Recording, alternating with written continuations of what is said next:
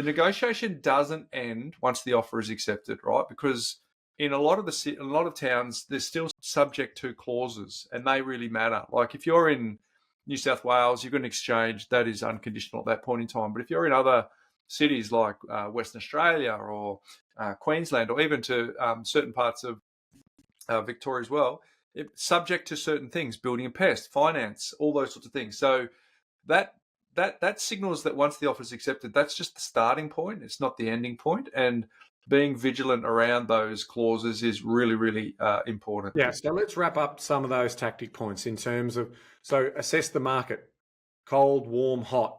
In terms of your offers, be serious about it. Just verbalizing an offer in some respects isn't going to move the dial in a moving market. Be prepared to walk away.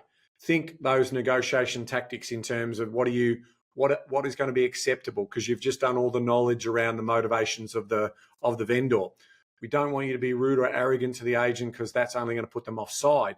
In terms of be prepared for counter offers, be prepared to be thinking about how far you're going to go, but refer back to your budget as part of that particular story. And then, as Bryce said at the start, agent is not on your team. The agent is working on behalf of the vendor to get the best possible price for them, and also hopefully get a result for themselves that they can also promote to their future vendors that they want to sign up. Now, you're going to have to come up with, so you're going to get used to some language that agents are going to say to you, hey, listen, I know you've put an offer at 1.1, but the vendor wants 1.2, right? That sort of language is going to happen to you all the time. But if you've done your prep work in the sold tab before you start the negotiation, you need to be prepared to say things like, hey, listen, I understand that that's what they want. I really want this property, but I can't justify it at that price. And if you can help me, show me other comps that have done that, let me know. Yeah. But at this point, I'm satisfied with my offer, because one thing you'll need to know with agents is there's always going to be another buyer. Their tactics are scarcity, urgency, and deadlines. So you have to be willing to put up with some of those tactics in order for you to be able to stand your ground. But the only way that you stand your ground is by being adequately informed, not letting the agent inform you, not letting someone else do all of the information gathering for you. It's camping out in the sold tab so that you know exactly what it's meant to be. Can you quickly also then run through what not to do? Well, the main one is one that's actually very difficult to do, and that's be very, very on guard with your emotions, right? Because if you get emotionally attached too early, agents smell desperation. Some agents know what they do.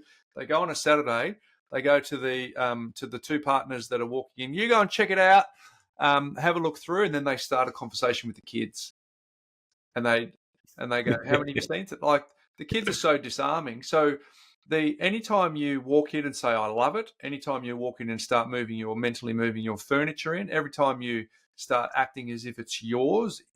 Now, why should people avoid putting offers in on a Friday, Bryce?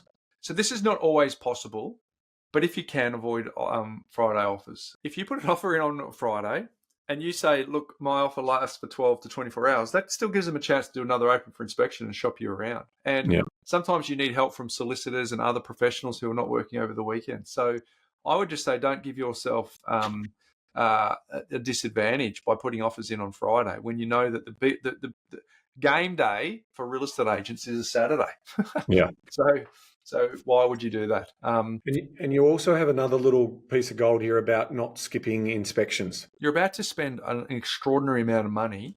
Why would you negotiate without, in New South Wales, a lot of times in Victoria, to get it off the market, you have to do all your DD beforehand, whereas in some of the other markets, it's easy to get the building and pest done afterwards. But in Sydney, why wouldn't you do a building and pest beforehand? Why wouldn't you get the strata report looked at beforehand? Why would anyone skip a walkthrough inspection? It's an enormous cost that you're about to undertake. And so don't shortcut any of these inspections. It's expensive and it's important. And part of the agent's MO of urgency and scarcity might suggest that there's other people around. Don't do it. It's too expensive.